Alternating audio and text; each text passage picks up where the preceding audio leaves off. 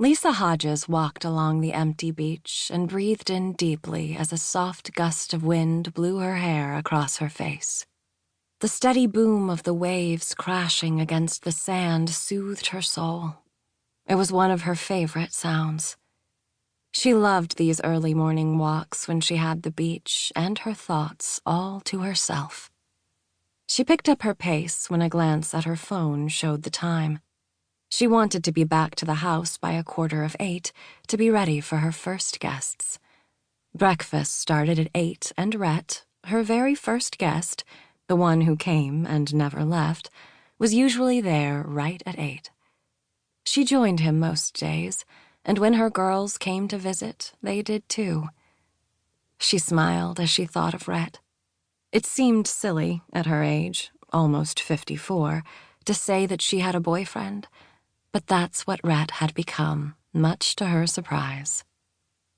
Rhett was a few years older than Lisa and was on Nantucket to open his newest restaurant.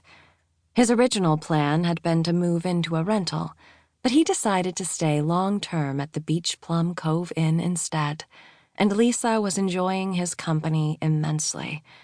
They went out to eat at least once a week, and she had him over for dinner often too. It was funny how things sometimes worked out.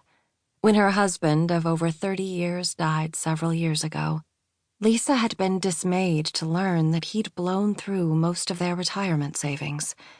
She'd felt foolish that she hadn't realized his occasional casino trips with his buddies was really a gambling addiction.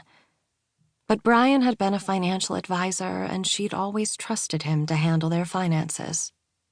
Lisa had tried unsuccessfully to find work locally, but since she hadn't worked in years, she had no employable skills and no way to support herself if she stayed. The situation was so dire that Lisa was faced with only 2 options: sell the house and move off-island away from her family and friends, or try to turn her large waterfront home into a bed and breakfast. Since their area of the island was called Beach Plum Cove, she decided on the name the Beach Plum Cove Inn.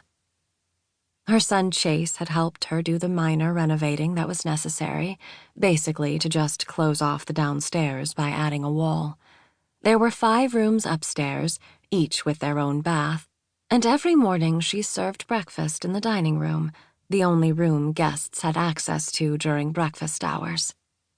So far, the inn was doing better than Lisa had expected. She really hadn't known what to expect, but thanks to Airbnb and some online advertising her daughter Kate had set up for her, the Beach Plum Cove Inn was steady with bookings, which was a relief. When she reached the house, she saw that all 3 of her girls had arrived. Kate was filling a big thermos with coffee, while Kristen was arranging cut fruit on a platter.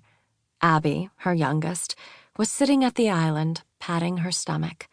She was almost 4 months pregnant now and just starting to show, but only if you looked closely. Kate handed Abby a mug of coffee, and she proceeded to dump 4 sugars into it. "Are you feeling okay?" Lisa couldn't help but worry about her youngest daughter and her future grandchild, the first in the family. Abby smiled as she lifted her coffee mug to take a sip. "I'm feeling a lot better, actually. I'm not as tired now, and the morning sickness has eased up a bit. The mad cravings have started, though." "Oh? For what kind of things?" Kate asked. Abby laughed. "Fried clams. Isn't that the strangest thing? I want them at least once a week now, and vanilla ice cream almost every day.